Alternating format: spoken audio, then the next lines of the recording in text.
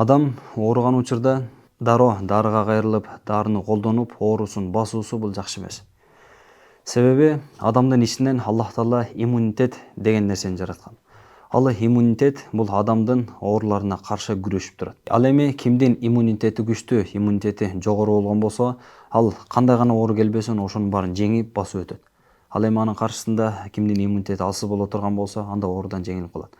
Ал эми кайсыл бир адам өзүнүн адатынча же болбосо өзүнүн денесин ушул дарыга көндүрүп алган болсо, оору келген учурда иммунитети жалкоолонуп, бизге жардам келет деп дарыны күтүп тура берет. Ал сиз дары бермейинче, ал иммунитет жанакы оору менен каршы күрөшпөйт.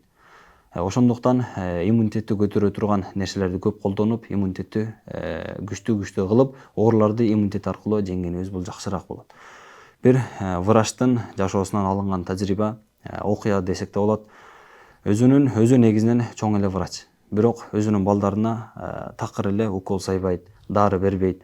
Анан бирок элдин өзүнө, элдин балдарына укол саят, дары берет.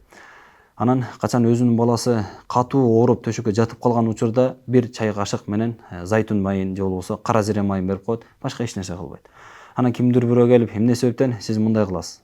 Элдин балдарына, элдин өздөрүнө укол да саясыз, дары да бересиз, бирок өзүңүздүн үй бүлөңүзгө такыр укол, дары колдонбойсуз деп суроо бергенде, алар келип менден укол сайдыргандыгы, же болбосо менден дары алгандыгы бул алардын өзүнүн ыраазычылыгы.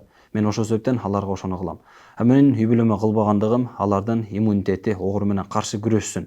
Эгерде иммунитетке күч бере турган болсок, эгерде иммунитетти күрөштүрө турган болсок, ал кандай гана оору болбосун ошонун баарын жеңип басып өтөт деп жооп берген. Ошондуктан биз дагы иммунитетти көтөрө турган нерселерди көп колдонуп, иммунитет менен ооруларды күрөштүрүүбүз зарыл.